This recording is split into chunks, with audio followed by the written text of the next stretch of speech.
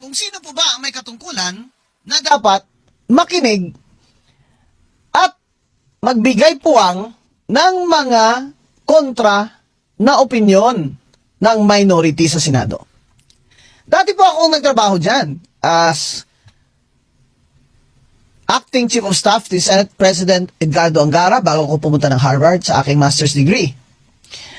At pagbalik ko po ay nag-Chief of Staff din ako dahil hiningi talaga ako ni Senator Miriam Defensor Santiago sa kanyang first term na ang gusto niya na Chief of Staff ay may UP, honor student at Harvard degree. Nagkataon Ilongga ako kaya talagang pinaghanap ako ng mga kaibigan ko na nasa kanya noon. Kaya matagal po ako, ilang years po ako din nagtrabaho sa Senado. Nakita ko po ang decorum, behavior ng mga senador dyan. Ano po nila. Noong panahon na yon, napaka-courteous po ng mga senador. Pag hindi sila sangayon sa kapwa nila senador, ay hinahayaan lang nilang magpahayag dyan. Kasi nga po, di ba, demokrasya ito.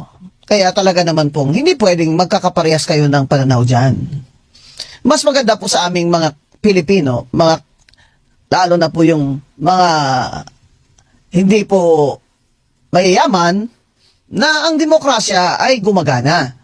Isa sa mga senyales ng demokrasya ay kung hindi nagsasang-ayunan ang mga senador. Senador po, iba ang tingin natin sa kanila kaysa sa mga congressman, di po ba? Kaya po, for example, nanalo si Senator Robin Padilla kahit hindi siya abogado. Dahil gusto siya ng tao. Nakita ng tao na magiging matapat siya sa kanyang tungkulin. And at first sabi ko, hindi talaga ito bagay. Pero, I changed my mind nung nakita ko si Senator Robin Padilla na nagsasalita. At nakita ko yung sincerity niya na makagawa siya ng mabuti para sa kanyang kapwa Pilipino, lalo na yung mga mahihirap. At hindi po siya nagpapatulak-tulak dyan sa majority. Ngayon, tingnan din natin, bakit naman binoto ng mga tao si Senator Marcoleta na matagal ng congressman doon sa Sagip party list. Nung una po, ang layo naman ni Senator Marcoleta sa survey. Pero nung nakita nila, ako din nakita ko sa TV, yung mga... Ngayon, tingnan din natin, bakit naman binoto ng mga tao si Senator Marcoleta na matagal ng congressman doon sa Sagip party list. Nung una po, ang layo naman ni Senator Marcoleta sa survey. Pero nung nakita nila, ako din nakita ko sa TV, yung mga... Paging yung napaka-sharp niya at intelihenteng tao itong si Senator Rodante Marcoleta. Nakita ko dun sa TV, dun sa House, yung kanyang mga interventions. Doon ako sabi ko, iboboto ko ito. Isusupport ko ito. At tingnan nyo, nanalo si Senator Marcoleta na independent lang na candidate siya, wala siyang partido. Ngayon, nung nandan na siya sa Senado, in-expect natin syempre, di ba, na dahil siya ay independent, ay magiging independent siya. Ngayon, ang problema ngayon sa Senado, na ito na yung sinasabi ko sa inyo, dati hindi ganyan ang mga senador dyan. Binireview ko yung mga video ng simula nung nag-chair ng Blue Ribbon Committee si Senator Lacson, di ba, kinuha nila yan kay Senator Marcoleta, nung nagpalit sila ng Senate President.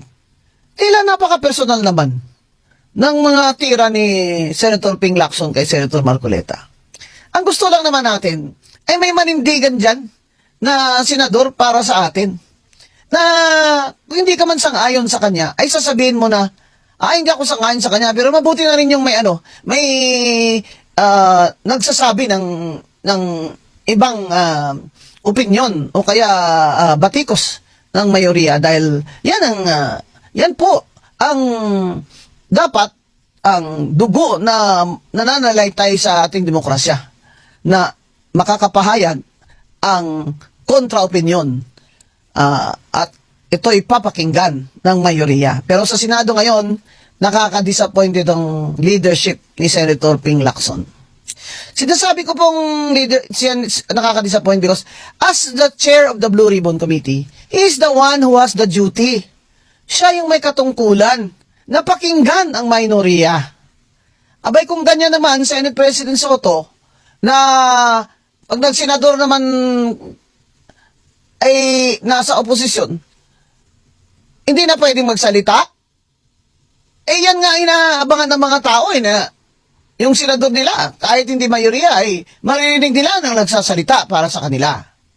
O, kaya gusto ko, pakinggan nyo itong privilege speech ni Senator Rodante Marcoleta na tungkol sa binigay nila isinumite na minority report sa Blue Ribbon Committee report ni Senator Lacson. Kasi tinatanong ni Senator Marcoleta, bakit hanggang ngayon walang nakukulong sa flood control? Bakit hanggang ngayon walang natutukoy na mastermind? Nilabas sa minority report, ibig sabihin, report yun ng mga minorya na senador, ha? Yung mga Senator Bongo, Senator Bato, Robin Padilla, Senator Amy, ganyan, no? Nakalagay sa Senate sa kanilang minority report ang mga rigged biddings, yung mga nakita nilang ebidensya ng massive corruption sa DPWH, ang mga ghost projects at substandard flood control projects na ilang taon na tayong niluloko nito ating mga congressman na magnanakaw at mga kasabwat na DPWH at kontraktor.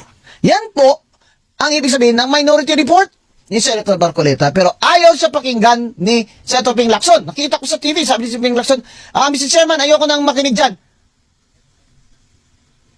Ano ba yan? Ako pala dyan magsalita ako ayaw makinig sa akin hindi na ako pwedeng magsalita. Dito na lang ako magsalita sa radyo. Di ba? Ayan mo, mga kababayan, kaya nag-away din noon ng Chief of Staff ako ni Miriam Defensor Santiago, ha? Nag-away din yan sila ni Senator Ping Lacson. Abay, pattern na itong si Senator Ping Lacson na nang-away siya ng kapwa niya senador At saka yung inaaway niya mga abogado.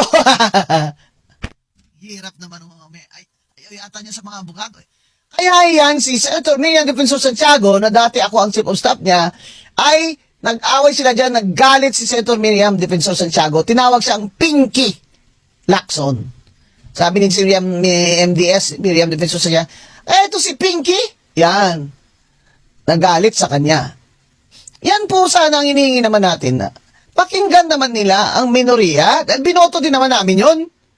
Grabe naman, Senator Lacson. Binoto din naman kita. Dati nga, akala ko, mga galing ito Baka maging presidente ito pero, hindi naman po tama, Senator Ping Lacson, na yung mga binoto din naming senador ay ayaw mo naman pakinggan. Hindi tama yan, Senate President Soto. Iti-text kita mamaya, sir. Dapat, sir, yung mga binoto rin namin na senador, pakinggan nyo rin. Kung ayaw nyo makinig dyan, hindi mag-headphone kayo. Magganyan kayo. Bakit? Para sa inyo ba yung sinasabi nila? Para yun sa tao. Kaya nga, it's addressed to the President, the Senate President. Di naman yun address sa iyo. Kung ayaw makinig, di iwag. Diyos. Kaya pakinggan natin, mga kababayan, ang privilege speech ni Senator Rodante Marcoleta. Sige po, paki-on po. Sila po ay nagpahayag ng kanilang mga nalalaman tungkol dito sa malupit na pandarambong sa Kaban ng Bayan. Nabanggit nilang muli ang 30 Tamarin Street sa South Forbes Park, gayon din ang 14 at 41 Nara Street. Nabanggit din ang opisina ni Saldico sa House of Representatives at bahay daw sa Aguado sa harap ng Malacanang. Kinumpirma rin nila na totoo ang mga inihayag ni Orly Gutesa sa nakalipas na pagdinig ng komite. Bukod pa rito, isa sa mga nagsalitang ex-marines ay tumestigong isinama siya ni Saldico nang magatid daw ng 5 malalaking maleta sa bahay ng Pangulo sa Ilocos Norte. Ayon sa kanyang pahayag, si Congressman Sandro Marcos pa umano ang tumanggap ng pera at ilang oras lamang ang lumipas ay dumating rin daw ang Pangulo at ang unang ginang. Pero ano po ang ginawa ng chairman ng BRC? Sa halip na iharap sa taong bayan at diretsahang tanungin sa kanilang mga pahayag, kahagad na pinag-alinlanganan ang kanilang kredibilidad. Bago pa man masuri ang kanilang salaysay sa harap ng Senado, tila nabuo na ang isang konklusyon sa mismong chairman na dapat sana ay siyang magsiyasat nito. Ipinagkibit balikat na lamang ang kanilang mga salaysay nang hindi man lang binigyan ng oportunidad na sumagot sa mga konklusyon at teorya. Kung ang kanilang mga pahayag ay hindi kapani-paniwala, lalong nararapat na sila'y paharapin sa isang formal at pagdinig upang doon mismo masubok ang kanilang inihayag. Mr. President, sila ay matapang na nagsalita at handang tumestigo ayon sa kanilang nakita. Saksi sila sa kung saan at kanino dinala ang limpak-limpak na perang nakapaloob sa mga maleta, mga kahon at iba pang mga sisidlan na kanilang ginamit. Ano bang patunay pa ang dapat nilang ilabas para lamang sila'y inyong umpisang pakinggan? O baka gusto nilang ang maliit pa ang magsalita? Hindi raw kapani-paniwala. Eh sila nga ang inutusang magdala ng pera, Ginoong Pangulo. Kaya ang tanong, ano bang kinakatakutan ng chairman? Ano na po ba ang nangyari sa pagsunod sa ebidensya? O piling ebidensya lamang ba ang susuriin at ipipigat na lamang ang mata sa iba? Hanggang kailan po itong tahasang pagharang sa katotohanan, Ginoong Pangulo? Ano na po ba ang nangyari sa makulay na kasaysayan ng Blue Ribbon Committee na sa mahabang panahon ay tiningala at nagsilbing isang bantayog sa pagtukoy at pagtutok sa mga katiwalian at pagdarambong na nagaganap sa ating burokrasya? Hanggang kailan po tayo maghahalokip-kip ng mga kamay sa harap ng malawakan at karumaldumal na paglima sa ating kabangbayan? Hanggang kailan po maghihintay sa wala ang taong bayan na mistulang ninakawan sa tanghaling tapat? Hanggang kailan ang mistulang pagbubulag-bulagan, Ginoong Pangulo? Hanggang kailan po magtitiwala sa atin ang taong bayan na nandito tayo para proteksyonan ang kanilang kapakanan? Hanggang kailan po nandito sila mapapaniwala na makakagawa pa tayo ng mabuti para sa kanila? Hanggang kailan po kaya ang pagmamaang-maangan, Ginoong Pangulo? Naghanap po ng kasagutan ng mga mamamayan. Hindi po bukas, hindi po sa makalawa. Ngayon na po, Ginoong Pangulo. Kasihan nawa ng Diyos ang ating bansa. Maraming salamat po, Ginoong Pangulo. Narinig ninyo si Senator Dante Marcoleta. Abogado at dating nag-chair ng Blue Ribbon Committee, at tinatanong niya si Senator Ping Lacson, bakit hindi tinawag sa Blue Ribbon Committee sina Yusek Bersamin na sinabi ng mga ibang kontraktor, at ngayon ay sinabi nga ni Congressman Erice, di ba, may mga text itong si Yusek Bersamin at si BBM tungkol sa pera. Ayaw po nilang ipatawag sa Blue Ribbon Committee. Kasi pag pinatawag nila, edi may record, yun nga sinasabi ko, transcript. Dati ko na sinabi niyan eh. Bakit naman si Senator Ping Lacson? Dati sabi niya pwede po mag-appear o magsalita, tumistigo sa Blue Ribbon Committee si Saldico sa Zoom. Dahil allowed naman yun sa Zoom. Ngayon nga, sa mga korte, pwede ka na mag-Zoom. Kunyari, person with disability ka, PWD ka, o kaya may malubha ka ng sakit na nakahiga ka lang, pero testigo ka, pwede ka na mag-Zoom ngayon. Yung mga bata nga na traumatized, na hindi pwedeng dalhin dyan sa court, pwede rin silang mag-Zoom conference testimony sa court. Eh di sa Senate, pwede rin, kasi supplement naman ang rules of court dyan sa rules ng Senado, hindi ba? Ayaw niya na, sabi niya Zoom pwede si Saldico. Ngayon, nung lumabas si Saldico sa ibang network ng kanyang part 1, part 2, part 3, na binulgar niya yung mga karakitan, kickbackan ni Martin Romualdez at iba pa, at ang 25 billion na kickback share ni BBM sa 100 billion na insertion sa budget, abay, ayaw na siyang Zoom testimony ni Senator Ping Lacson. Kaya sinabi ko noon, ano ba talaga, Senator Lacson, ang rules dyan? Bakit naman pa iba-iba ka dyan? Kung ano lang ang gusto mo, yun lang ang pwede. Ano ba yan? Ano ba yung Blue Ribbon Committee na yan? Hindi ba yan may rules yan? Eh, mahirap pala pag kaming mga abogado, tapos siyempre, we are used to rules, di ba? We are used to rules of court. Abay, tapos gaganyanin nyo kami. Hindi ka na pwede magsalita kasi ayoko na marinig dyan. Diyos! Kung ako nandyan buti na lang pala mahinahon itong si Senator Rodante Marcoleta. Nung boss ko si Miriam Defensor Santiago, nako, makatikim talaga sila eh. Makatikim talaga sila. Ha? In Ilongga accent pa. Nakatikim sila. Oo. Kaya tinawag yan ni MDS eh. Ni Miriam Defensor Santiago si Senator Lacson na pinky. Kasi nga, paiba-iba ang walang stability. Kung kanya kayo, di wala kayong stability dyan sa Blue Ribbon Committee at sa Senado dahil yung rules ng committee nyo or rules of court, ay hindi nyo pinapalo. Saka ano ba klaseng Senado yan, Senate President Tito Soto? May malaki respeto ko dyan kay Senate President Tito Soto eh. Saka, ang pagkaalam ko, fans ko si Ma'am Helen Gamboa. Kaya po, ang sinasabi ko, anong klaseng Senado yan? O hindi pala kayo ano yung tawag doon sa Tagalog? Balitaktakan? Ayaw mo na mag-interpolate? Kasi narinig mo na yan? Napaka! Ano ba yan? Pwede ba yan mag-tantrum dyan? Ay, narinig ko na yan. Narinig ko na yan, Mr. President. Ayoko nang marinig uli yan. Bongga! Bongga kaday! Bongga kaday! Talarat, talarat, ang buhay! Ano ba? Abay, kung ganyan kayo dyan, sa labas na lang ako ng Senado mag-privilege speech. Oh, hindi malala.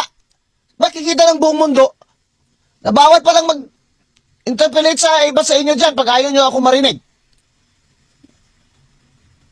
Hindi naman tayo kailangang lagi tayo, kahit nga kung magkasama tayo sa partido, hindi tayo laging sang-ayon.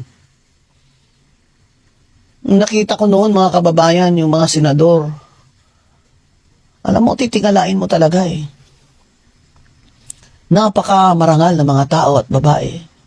Walang bahid ng korupsyon, sweldo lang kinukuha nila. Pinamimigay pa. Nung araw, inabot ko pa yan si Senator Salonga. Si Brad ko yan eh, sa Sigmaro. Love na love ako nun. Senator Jovito Salonga.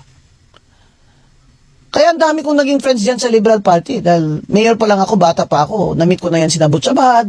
Dahil sa kay Senator Jovito Salonga. Pero pag nagsalita sila, makikinig ka talaga. At hinahayaan sila ng yung mga hindi sang-ayon sa kanila. They wait for their turn. Nag-privilege speech si Senator Marcoleta. Bakit hindi mo, Senator Lacson, Blue Ribbon, tinatawag si Yusek Bersamin? Bakit? Dahil malapit na sa Malacanang? Si Yusek Bersamin ay Yusek sa Malacanang? O ngayon, may mga text na sinasabi pinapakita si Congressman Erice. Nagtitext sila ni Bongbong, ni Bongget. O. Tungkol sa pera. Eh sana, lalo naman pinatawag yan si Bersamin para may transcript. Para kung makikita natin demeanor niya kung magsisinungaling ba siya. Abay, may mga address ng bahay, yung 18 na Marines, ayaw pa rin tawagin ni Senator Lacson sa Blue Ribbon. Oh, pagkatapos ni Senator Rodante, sumagot din siya ng privilege speech niya. Aber, pakinggan nga natin ng konti lang, ha? Gusto ko yung privilege speech niya na parang, stamping his feet ba? Ayan. Sige. Go. President. Mr. President, distinguished Majority Leader, thank you for allowing me to have the floor on a matter of personal and collective privilege. Much as I would like to abide by the elders, what my elders had taught me, that, and I quote, silence is the best response to nonsense. I'm constrained to take the floor to set the record straight and correct the prevarications spewed on this very floor by one of our colleagues, namely Senator Rodante Marcoleta. While in his two recent privilege speeches, he mostly referred to this representation as a BRC chairman, in my manifestation today, I will refer to him by his name. Like on many past occasions, I could have effortlessly dismissed Senator Marcoleta's statements as I refuse to dignify his ego-driven provocations. But when the attacks shift from professional to obsessively personal, I must shut the whole political circus down, firmly, completely, and without ambiguity. Dahil gusto din lamang ni Senator Marcoleta na lagi siyang bida bilang dating chairman man ng BRC o sa usaping West Philippine Sea o anumang issue involving China o dili kaya ay sa usaping restitution na mag-asawang Diskaya, siya na nga ang tunay na bida sa aking magiging pahayag sa mga sandaling ito ngayong hapon. Memory is short, Mr. President. With that said, and with your indulgence, let me refresh our memory on the historical background of the animosities, or shall I say, why the gentleman from Tarlac and Pampanga Senator Rodante Marcoleta has become so obsessed with tagging and bad-mouthing this representation, as he has become obsessed with defending China in many fora, like in the confirmation hearing of 35 senior officers of the Armed Forces of the Philippines, but especially when he interpolated our distinguished colleague from the majority bloc, Senator Francis Kiko Pangilinan, when he sponsored and Yan. Obsessed daw si Senator Rodante Marcoleta. Ano ba namang privilege speech ito ng Senator Ping Lacson? Although nakatayo siyang ganyan na kung medyo bibingi-bingi tayo, akala natin ay hindi wala siyang emosyon, ano? Pero tingnan nyo yun, titimpi talaga siya. Oh. Gusto niya na talagang gusto niya na talaga tantrum ba? Oh. Ano ba naman privilege speech yan? Na hindi naman, dana yung privilege speech niya, sinagot niya isa-isa yung mga na speech ni Senator Marcoleta. Bakit hindi pinatawag yung 18 na Marines? Bakit hindi niya pinatawag si Yusek Bersamin ng Malacanang? Instead, atake personal kay Senator Marcoleta ang speech ni Senator Ping Lacson. Diyan po, hindi naman po sa Hindi naman po sa okay naman po na yung senador ay hindi. Ay naku, binoboto naman natin lahat dyan. Abogado, hindi. Binoboto natin lahat dyan. Siyempre may advantage po mga abogado kasi ang role po ng senador ay mambabatas at dalubhasa po sa batas ang mga abogado kung sila ay magsenador. Pero lahat naman po binoboto dyan kasi kung trust yan ng tao, magiging manindigan ang senador nila sa kanilang mga karapatan at para mausig ang mga magnanakaw, yan po dapat ang i-protect ng Senate President. Hindi ba ba? Iba nga boto ng boto kay, hindi ba yun? Sino yung nakasakay sa kabayo? Lito Lapid. Si Lito Lapid never yan made a mistake dyan sa Senate. Kung may senador na walang mistake, yan, si Senator Lito Lapid kasi hindi naman siya nagsasalita. Binaboto pa rin siya ng tao. Pag nagsalita siya, makikinig pa rin ako. Kasi binoto yan ng tao Kung ano man lumabas sa bibig niya, gusto ko nga mapakinggan. Kung ayaw pala ng isang senador dyan, ang sasabihin ng ibang senador, sasabihin na niya, ayoko na po makinig yan kasi paulit-ulit yan ba't hindi ka na lang, yun nga, ang advice ng ninuno mo, why don't you just be quiet there and just let them finish? Let them finish. Sa court nga, ganyan lagi, napapagalitan ko yung kalaban ko Kasi pag nagsasalita ako, sisingit-singit itong mga bugadong itong mga kulang sa pansit. Pag nag-argue pa ako, sisingit na, sinasabihan ko talaga, let me finish. Mga ito. Hindi pa nga kayo naka-diaper nung bugado na kami Singit-singit kayo. Ayun, yan po. Sana ang decorum at saka rules dyan sa Senate ay ayusin naman ni Senate President Soto. Ano yan? Meron pa ba tayong ganyan sagutan nila? Sige, ipakita nyo nga sa mga tao para yung nagda-drive ng Grab dyan at mga jeepney ay nakikinig yan sila sa akin. Iniintay nila ako di ba mga kapatid? Ang dami kaya mga nanay dyan habang naglalaba nagluluto pinapakinggan ako. Pati sa parlor, pinapakinggan na ngayon ng Radyo Agila. Sige, check. Please, play. It's too much of a statement. Kausap ko pa lamang ang chairman at kaming dalawa po nagkakausap at niremind pa nga ako yung mga nakarang araw na March 12, okay ka na. So, ang sabi ko sa kanya, ito po ang dapat nating maimbitahan. Bakit naman po nagkaroon ng issue sa national security ang pagdinig tungkol sa usapin sa West Philippine Sea? Mr. President? Ito na naman po ba ay patakaran para ilihis na naman? Hindi po pag-uusapan dito kung ano-ano mang klaseng teritoryo ang pag-uusapan dito. Ang pag-uusapan lang natin ay yung masigalot na pinalalaki nila at hindi nila maintindihan na walang kamatayang West Philippine Sea. Nakalagay po kasi sa Administrative Order number 29, dated 2012, Mr. President. 14 na taon nang nakararaan, minanduhan mismo ang NAMRIA at ang DFA na mag-submit ng mapa at mga charts sa opisina ng United Nations General, as UN Secretary General, at inotify ang lahat ng international organizations katulad ng IHO. Ano po bang ibig sabihin nun, Mr. President? Alam po ba ito ni Senator Lacson, yung Administrative Order number 29? This is something between the chairman of the Foreign Relations Committee and the gentleman from Tarlac and Pampanga, Mr. President. Hindi po, tinatanong ko po kayo. No, I don't know Administrative Order number 229. Oh, hindi po ninyo alam, sasabihin ko sa inyo. I don't Ulitin need ko. to know, Mr. President. I'm not interested. Hindi po kayo interesado sa isang bagay na napaka-importante sa ating bansa? Hanggang ngayon, hindi ma-drawing ang West Philippine Sea. Hindi kayo interesado? Hindi po ko rin interesado sa sinasabi ninyo. Maring hindi po kayo interesado sa Kasi- sinasabi ko. No, Ngunit ang sasabihin ko, interesado ang buong Pilipinas sapagkat ito, dito nakasalalay po kung sino nagsasabi ng totoo.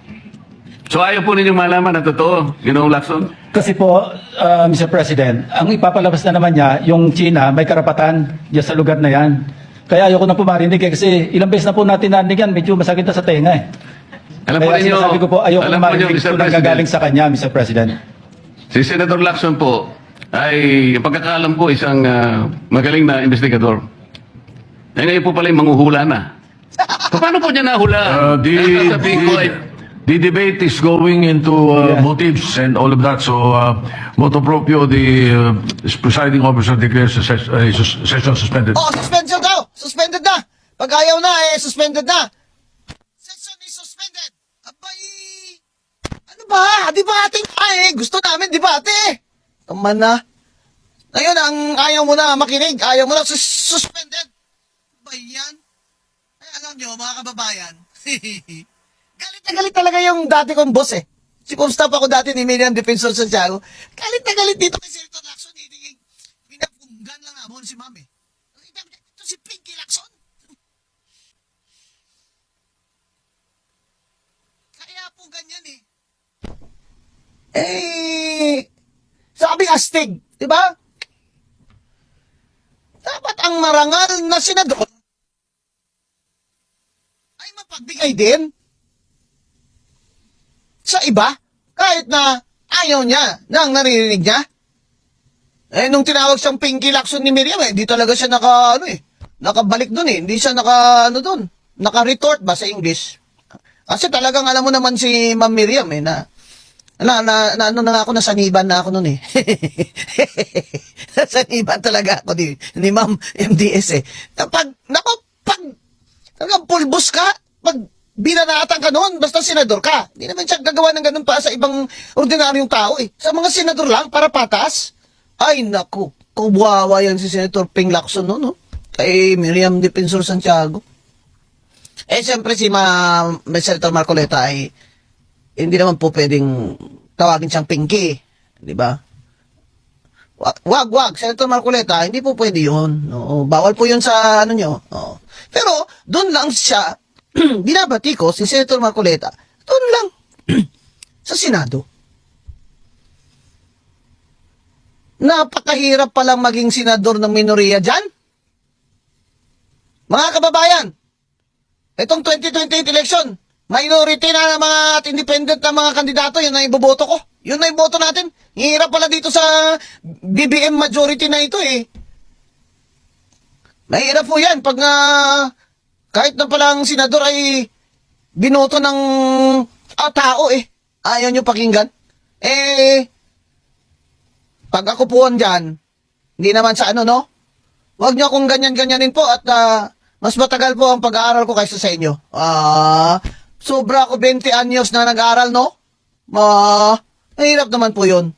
Kaya okay talaga sa akin yan si Senator Lito Lapid. Siya ang chairman ng Committee on Silence. Yan.